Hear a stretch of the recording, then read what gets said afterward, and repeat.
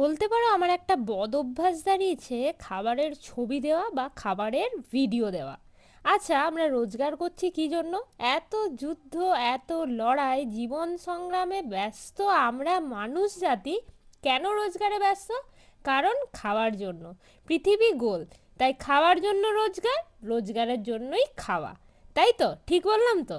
আজ্ঞে হ্যাঁ, আজকাল আমি কথাগুলো বেশ ঠিকই বলি। কমেন্ট সেকশনে তাই আমি বুঝি। ভ্লগের শুরুতে খাবার দেখলে বলে এটাই ভেবো না যে শুধু খাদ্য রসিক আমরা।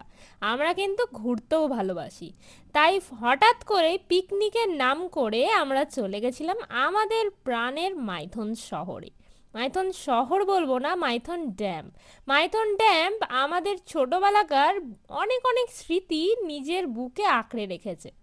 সহজেই বলতে পারি মাইথন ড্যাম চলো ঘুরে আসি। ঘরে যদি কোনো আত্মীয় আসে, চলো আমরা এটাই বলি মাইথন ড্যাম ঘুরে আসি। যদি শীতকাল পড়ে, মনে হয় পিকনিকের কথা, চলো মাইথন ড্যাম ঘুরে আসি। মানে মাইথন ড্যামটা আমাদের একদম একমাত্র আস্থানা বলতে পারেন। মানে আর কোনো জায়গা নেই আমাদের যাওয়ার, তাই আমরা মাইথন ড্যাম বারবার যাই। তো এই যে ফ্রেন্ডস পার্টি, বাচ্চা পার্টি নিয়ে আমরা খাবার দাবারের উদ্দেশ্যে চলে গেছিলাম মাইথন ড্যাম্পে। শুধু খাবার দাবার কিন্তু নয়, ঘোরাঘুরিও করেছি, ফুল টু মাস্তি করেছি। এই ভিডিওর মাধ্যমে সবার কাছে আমার একটা প্রশ্ন রইল, সবার কাছে। সবাই যে যার মতামত দিতে পারেন, কোনো বাধ্যবাধকতা নেই, যার যেটা মনে হবে সেই মতামত কিন্তু আমার কমেন্ট সেকশনে আপনারা দিতেই পারেন। আচ্ছা, একটা কথা বলুন তো সবাই, বা একটা কথা বলো তো সবাই। আচ্ছা, শুধুমাত্র মানুষ জাতি, মানে অন্য কোনো জীব, অন্য কোনো প্রজাতি, তাদের তো ল্যাঙ্গুয়েজ আমরা বুঝি না বা আমি বুঝি না, তাই বলতে পারবো না তাদেরও সাথে এরকম হয় কি না। মানে শুধু মানুষ জাতি, মানে মানুষই অন্য মানুষকে খুশি করার জন্য সারাদিন কেন ব্যস্ত থাকে? মানে আমি অপরজনকে খুশি করব, তবে আমি হ্যাপি থাকবো। এই জিনিসটা কেন বলুন তো? কেন এরকম হয় না যে নিজেকে খুশি রাখবো তবেই নিজে ভালো থাকবো, নিজে হ্যাপি থাকবো, তবেই অন্যকে আমি হ্যাপি রাখতে পারবো? সে সংসার বলুন, সংসারের অন্য কেউ বলুন, বা বন্ধু বান্ধব, যে কেউ হতে পারে। তো এটা কেন, মানে কারণটা কি যে অন্যকে খুশি করলে নিজে ভালো থাকবো? এই কারণটা কেন শুধু মানুষ জাতির মধ্যে, এই অনুভবটা কেন সৃষ্টি হয়েছে বলতে পারবে কেউ? বলো তো দেখি কমেন্টে। যার যেটা মতামত আজকে সেটাই মেনে নেব।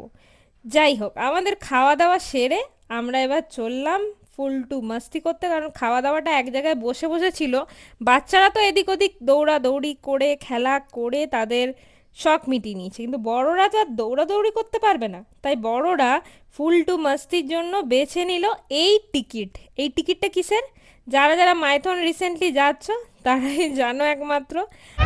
ওয়েট করছি, সন্ধে হয়ে গেলে ভালো লাগবে না, তখন চাপবো না, টাকা ফেরত নিয়ে নেবো না। না, অন্ধকারে তো আর কিছু দেখতে পাওয়া যাবে না, আর ভাল লাগবে না অন্ধকারে, চাপবেই। বেচারা আমার বাচ্চা টেনশনে পড়ে গেছে, মানে দিদা টেনশনে পড়ে গেছে যে এত লেট হচ্ছে, আর স্যার বলছে যে না লেট হচ্ছে তাই আমরা অন্ধকার হয়ে গেলে চাপবো না। আর ও বলছে হ্যাঁ হ্যাঁ ভাল লাগবে, অন্ধকার হলেও চাপবো। বাচ্চাদের থেকে বেশি এক্সাইটেড তাদের মমরা, দেখতে পাচ্ছ সবাই রেডি সেডি হয়ে চললো এবার যুদ্ধ করতে। যুদ্ধ না, এটা আনন্দের যুদ্ধ বলতে পারো, মানে দৌড়াদৌড়ি করতে। নিজেরা তো আর হাতে পায়ে দৌড়াদৌড়ি করতে পারে না, যেহেতু বড় হয়ে গেছে, মা বাবা হয়ে গেছে। তাই চলো এই রাইড করেই সবাই এনজয় করি। আমি চাপতে পারিনি কারণ আমার ভীষণ ভয় লাগে ভাই, আমার জীবন আগে, আমার একটাই জীবন, আমার একটাই হাত পা। তো তাই জন্য আমি চাপিনি। চলো ওদের মজাটা দেখি, এনজয় করি। একটু বেশি কাটে,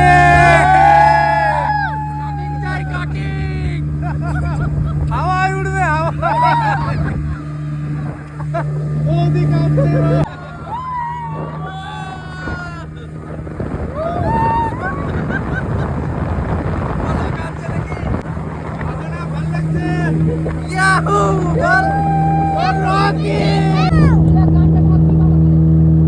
ওভারটেক।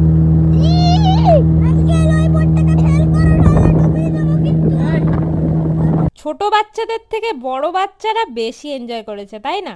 আমার ভয় লাগে ভাই, আমি চাপিনি। তো লাস্টে এই যে বাড়ি যাওয়ার সময় আমরা তো আমাদের গাড়িতে চেপে পড়েছি, আর এই দুজন গাড়ি পায়নি, তাই দৌড়ে দৌড়ে বাড়ি গেছে। এই রে পড়েছে। না না, পড়েনি। দৌড়াদৌড়ি করতে গিয়ে তো একটু উল্টে না পড়লে তো জীবনে কিছু শেখা যাবে না, তাই না? উল্টে পড়লেই তো উঠে দাঁড়াতে আমরা শিখবো। তো যাই হোক, আজকের এই ভিডিওটা ভালো লাগলো, কিন্তু যে কোশ্চেনটা করেছি সেটার কিন্তু অ্যান্সার চাই। সবাই কিন্তু কমেন্ট সেকশনে অবশ্যই অ্যান্সার দিও।